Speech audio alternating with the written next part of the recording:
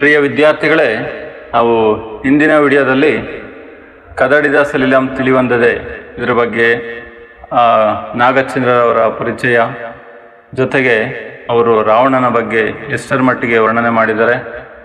ರಾವಣ ಬಹುರೂಪಿಣಿ ವಿದ್ಯೆಯನ್ನು ಯಾವ ರೀತಿ ಒಲಿಸ್ಕೊಂಡ, ಮತ್ತು ಸೀತೆ ಹತ್ರ ಹೋಗಿ ಏನನ್ನು ಹೇಳ್ದ, ಯಾವ ರೀತಿ ಹೇಳ್ದ, ಅದನ್ನು ಕೇಳಿ ಯಾಕೆ ಸೀತೆ ಮೂರ್ಛೆ ಹೋದರು, ಅದಾದಮೇಲೆ ಮೂರ್ಛೆ ಹೋದ್ಮೇಲೆ ರಾವಣನಿಗೂ ಕೂಡ ಪಶ್ಚಾತ್ತಾಪ ಬಂತು, ಅಂದರೆ ವಿಶಾಲವಾದ ಮನಸ್ಸು ಬೆಳೀತು. ಇದನ್ನೆಲ್ಲ ನಾವು ನೋಡ್ತಾ ಬಂದ್ವಿ. ನಿಮಗೇನಾದರೂ ಇನ್ನೂ ಇದ್ರ ಬಗ್ಗೆ ಹೆಚ್ಚಿನ ವಿಚಾರ ಬೇಕಾದರೆ ಹಿಂದಿನ ವಿಡಿಯೋನ ನೋಡಿ, ಅದಾದಮೇಲೆ ಇದನ್ನು ನೋಡಿ. ಈಗ ಅದೇ ರೀತಿ ವಿಶಾಲವಾದ ಮನಸ್ಸೇನೆ ಬಂತು ಅಂದರೆ ನಮ್ಮ ಪದ್ಯ ಏನು ಹೇಳುತ್ತೆ, ಕದಡಿದ ಸಲಿಲಂ ತಿಳಿವಂದದೆ, ಆ ರೀತಿ ಅವರ ಮನಸ್ಸು ಕೂಡ, ರಾವಣನ ಮನಸ್ಸು ಕೂಡ ತಿಳಿಯಾಯಿತು, ಅರ್ಥ ಆಯಿತು. ಅದನ್ನು ಕವಿ ಇವಾಗ ಕವಿಯ ಮಾತುಗಳ ಮೂಲಕ ನಾಗಚಂದ್ರ ಹೇಳ್ತಿದ್ದಾರೆ ನೋಡಿ. ಅಂದರೆ ಪ್ರತಿಯೊಬ್ಬ ಮನುಷ್ಯನು ಕೂಡ ಬದಲಾಗಲೇಬೇಕಲ್ಲ ಅಂತಂದೇಳಿ ಉದಾಹರಣೆ ಮೂಲಕ ಹೇಳ್ತಾವ್ರೆ. ಸೂರ್ಯನನ್ನು ತಗೊಂಡು, ಸೂರ್ಯ ತನಗೆ ಹತ್ತಿಕೊಂಡ ಸಂಜೆಯ ಅನುರಾಗವನ್ನು ತೊರೆಯದಿರುವನೇ, ಅಂದರೆ ಸೂರ್ಯ ಎಷ್ಟೇ ಅನುರಾಗ ಸಂಧ್ಯಾ ಅಂದರೆ ಅವರ ಪತ್ನಿಯರು ಅದನ್ನೆಲ್ಲ ತಗೊಂಡು ಹೇಳ್ತಿದ್ದಾರೆ. ಅನುರಾಗವನ್ನು ತೊರೆದಂಗಿರ್ತಾನ, ಅಂದರೆ ಮತ್ತೆ ಬೆಳಕನ್ನು ಕೊಡದೇ ಇರ್ತಾನ.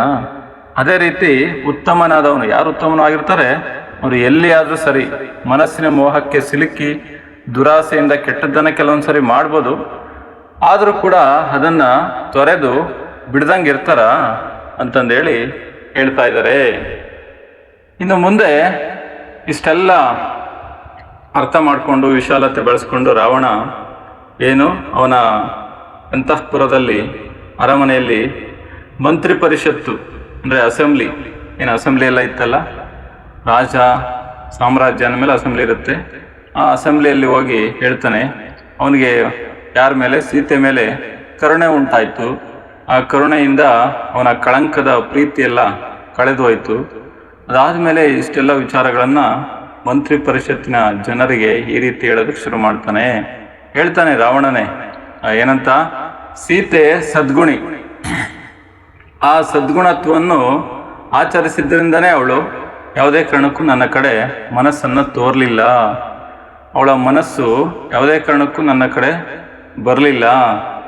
ಯಾವ್ಯಾವ ರೀತಿ ನಾನು ಹೇಳ್ತಾ ಬಂದೆ, ದಿವ್ಯವಾದ ಉಡುಗೆ ತೊಡುಗೆ, ಆಭರಣ, ಅಂಗದ ಸುಖ, ಇವನ್ನೆಲ್ಲ ಆಸೆ ಆಮಿಷಗಳನ್ನು ಕೊಡ್ತಾ ಬಂದೆ. ಅದ್ಯಾವುದನ್ನು ಒಪ್ಪಲಿಲ್ಲ. ಅದರ ಜೊತೆಗೆ ಗಂಧರ್ವ ರಾಜಲಕ್ಷ್ಮಿಯನ್ನು ಎಲ್ಲ ಕೂಡ ಹೇಳ್ತಾ ಬಂದೆ. ಅದನ್ನೆಲ್ಲ ಹುಲ್ಲು ಕಡ್ಡಿಗೆ ಸಮನಾಗಿ ನೋಡಿದ್ಲು ಅವಳು, ಆ ರೀತಿ ಭಾವಿಸಿದ್ಲು ಸೀತೆ. ಈ ಸತಿ ಅಂದರೆ ತುಂಬ ಪತಿವ್ರತೆ, ಈ ರೀತಿಯೆಲ್ಲ ಹೇಳ್ತಾ ಬರ್ತಾರೆ. ನಾನೊಬ್ಬ ಪೌರುಷದ ಪ್ರಣಯಿ, ನನ್ನ ಪಾಪದಿಂದ ನಾನು ಅವಳ ಒಳ್ಳೆಯ ಗುಣಕ್ಕೆ ತೊಂದರೆಯನ್ನು ಮಾಡೋದಕ್ಕೆ ಹೊರಟೆ, ಈ ಥರ ಎಲ್ಲ ಬಯಸಿದೆ. ಆದರೆ ನಾನು ಎಷ್ಟೇ ಆ ರೀತಿ ಮಾಡಿದ್ರು ಕೂಡ ನನ್ನಲ್ಲೂ ಒಳ್ಳೆ ಗುಣ ಇದೆಯಲ್ಲ, ಅದಕ್ಕೆ ತೊಂದರೆ ಮಾಡ್ಕೊಳ್ಳೋದಕ್ಕೆ ಸಾಧ್ಯನಾ ಅಂತಂದೆಲ್ಲ. ಯಾರಿವರು? ರಾಮಸೀತೆ. ಮುಂದಿನ ಪದ್ಯದಲ್ಲಿ ಹೇಳ್ತಿದ್ದೆ ನೋಡಿ. ರಾಮಸೀತೆ ಇವರ ಪ್ರಾಣಪ್ರಿಯರು. ಯಾರಿವರು? ರಾಮಸೀತೆ ಪ್ರಾಣಪ್ರಿಯರು. ಇವ್ರನ್ನ ನಾನು ಯಾವುದೇ ಕಾರಣ ಇಲ್ಲದೆ ನನ್ನ ಕರ್ಮವಶದಿಂದ ನಾನು ಏನು ಮಾಡಿದೆ, ದೂರ ಮಾಡಿದೆ, ಅಗಲಿಸಿದೆ, ಈ ರೀತಿಯೆಲ್ಲ ಮಾಡಿದೆ ಅಂತ, ದೂರ ಮಾಡಿದಂಥ ಅವಿವೇಕಿ ನಾನು ಅಂತಂದೆಲ್ಲ ಹೇಳ್ತಾರೆ. ಈ ರೀತಿ ಯಾಕೆ ಮಾಡಿದೆ? ನಾನು ಕಾಮ ವ್ಯಾಮೋಹಕ್ಕೆ ಒಳಗಾಗಿದ್ದೆ. ಆ ರೀತಿ ಕಾಮ ವ್ಯಾಮೋಹಕ್ಕೆ ಒಳಗಾಗಿ ನಾನು ನನ್ನ ಸಾಮ್ರಾಜ್ಯದಕ್ಕೆ ಅಪಕೀರ್ತಿಯನ್ನು ತಂದುಕೊಂಡೆ. ಈ ಥರ ಎಲ್ಲ ಆಯಿತು ನನ್ನ ಸಾಮ್ರಾಜ್ಯಕ್ಕೆ. ರಾಮನನ್ನು ಅಗಲಿಸಿ ತಂದು ಹೆಣ್ಣಿಗೆ ಇಷ್ಟೊಂದು ದುಃಖವನ್ನು ಉಂಟು ಮಾಡಿದೆ ಅಂತಂದೆಲ್ಲ ಏನೋ ಎಲ್ಲರ ಮುಂದೆ, ಯಾರ ಮುಂದೆ? ಮಂತ್ರಿ ಪರಿಷತ್ ಇತ್ತಲ್ಲ ಅಸೆಂಬ್ಲಿ, ಅಲ್ಲೆಲ್ಲರ ಮುಂದೆ ಅವನ ನೋವನ್ನು ವ್ಯಕ್ತಪಡಿಸ್ತಾ ಇದ್ದಾನೆ. ಅಂದರೆ ಅವನ ಮನಸ್ಸು ತಿಳಿಯಾಯಿತು. ಅದರ ಜೊತೆಗೆ ತಮ್ಮನ ಬಗ್ಗೆ ಕೂಡ ಹೇಳ್ತಾನೆ ನೋಡಿ ಮುಂದಿನ ಪದ್ಯದಲ್ಲಿ. ನನಗೆ ವಿಭೀಷಣಂ ಅಂತಂದೇಳಿ ಹೇಳ್ತಾ ಇದ್ದಾನೆ ನೋಡಿ. ನನಗೆ ವಿಭೀಷಣನು ಆದರದಿಂದಲೇ, ಅಂದರೆ ಪ್ರೀತಿಯಿಂದ ಎಷ್ಟೊಂದು ಹಿತ ನುಡಿಗಳನ್ನು, ಒಳ್ಳೆಯದನ್ನು ಹೇಳೋದಕ್ಕೆ ಬಂದ. ಆದರೆ ನಾನು ಕೇಳಲಿಲ್ಲ, ಗರ್ಜಿಸಿ ಬೈದೆ, ಅಷ್ಟೊಂದು ವಿನಯತೆಯಿಂದ ಹೇಳ್ತಿದ್ರು ಕೂಡ ನಾನು ಹೊಡೆದು ಓಡಿಸಿದೆ. ಅಂದರೆ ನಾನು ಆ ರೀತಿ ಕೆಟ್ಟ ಚಟಕ್ಕೆ ಬಿದ್ದಿದ್ದೆ. ಹಂಗಾಗಿ ನನಗೆ ಯಾವ ಹಿತ ವಿಚಾರಗಳು ಬೇಕಾಗಿರಲಿಲ್ಲ. ಅಹಿತ ಯೋಚನೆಯನ್ನೇ ನಾನು ಮಾಡ್ತಾ ಇದ್ದೆ. ಈ ರೀತಿ ಯಾಕೆ ಮಾಡಿದೆ ನಾನು ಅಂತಂದೆಲ್ಲ ಯಾಕೆ ಮಾಡಿದೆ ಅಂದರೆ ಮುಂದಿನ ಪದ್ಯದಲ್ಲಿ ಹೇಳ್ತಾ ನೋಡಿ.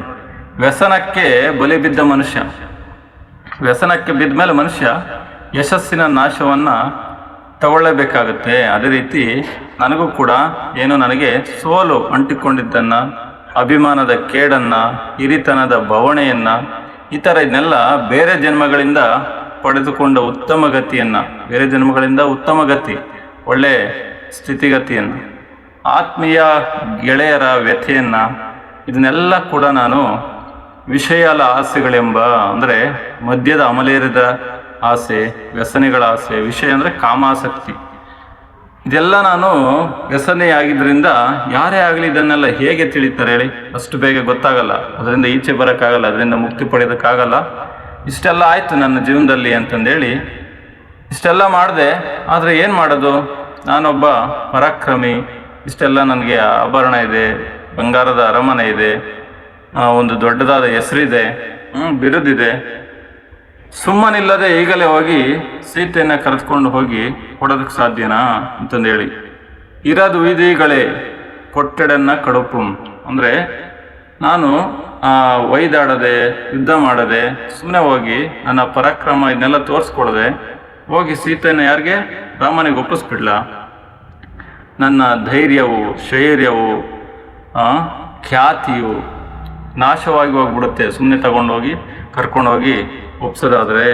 ಅದನ್ನೆಲ್ಲ ಇಷ್ಟೆಲ್ಲ ನನಗೆ ಬಲಶಾಲಿ ಇದೆಲ್ಲ ಆಗಿದ್ರು ಕೂಡ, ಪರಾಕ್ರಮ ಇದೆಲ್ಲ ಇದ್ರೂ ಕೂಡ ಅದನ್ನು ಪಕ್ಕಕ್ಕೆ ಸರಿಸಿದಂತಾಗುತ್ತೆ. ಆದ್ದರಿಂದ ಏನು ಮಾಡ್ತೀನಿ ನಾನು?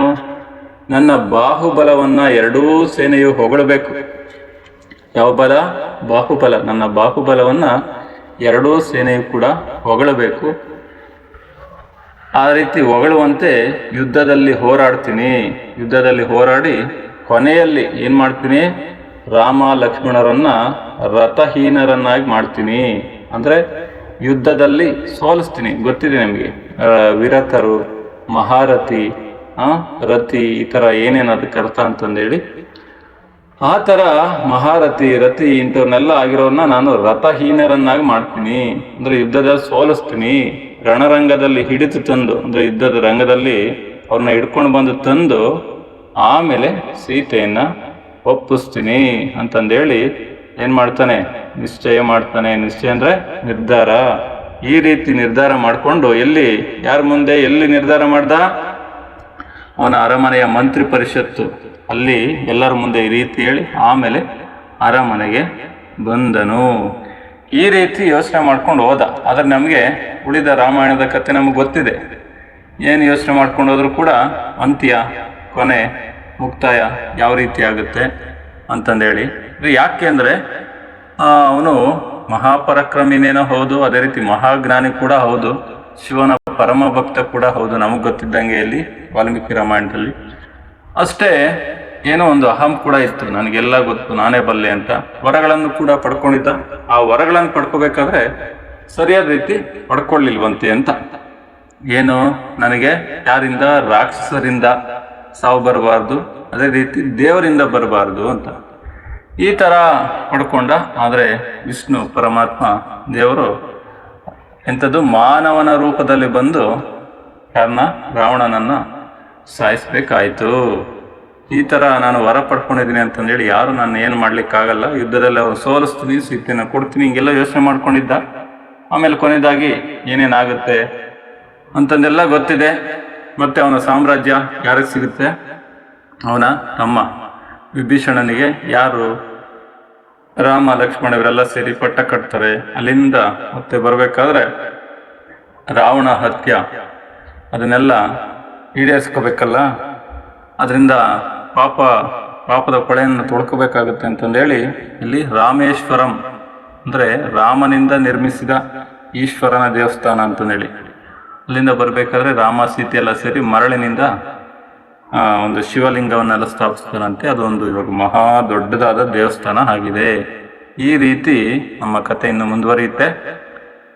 ವಿದ್ಯಾರ್ಥಿಗಳೇ, ಈ ಕದಡಿದ ಸಲಿಲಂ ತಿಳಿವಂದದೆ ತುಂಬ ಚೆನ್ನಾಗಿ ಅರ್ಥ ಆಗಿದೆ ಅಂತ ನಾನು ಭಾವಿಸ್ತೀನಿ. ಇನ್ನೂ ಏನಾದರೂ ನಿಮಗೆ ಡೌಟ್ ಇದ್ದರೆ ಕಾಮೆಂಟ್ ಸೆಕ್ಷನಲ್ಲಿ ಮೆನ್ಷನ್ ಮಾಡಿ.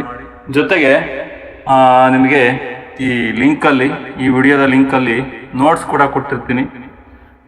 ಅದನ್ನು ಕೂಡ ಚೆನ್ನಾಗಿ ಓದಿ ಒಳ್ಳೆಯ ಅಂಕಗಳನ್ನು, ಒಳ್ಳೆ ಮಾರ್ಕ್ಸನ್ನು ಪಡ್ಕೊಳ್ಳಿ. ಟೆಸ್ಟು, ಅದೇ ರೀತಿ ಎಕ್ಸಾಮು, ಮಿಡ್ ಟರ್ಮು, ಪ್ರಿಪ್ರೇಟರಿ ಎಲ್ಲಕ್ಕೂ ಕೂಡ ಬಳಕೆ ಆಗುತ್ತೆ.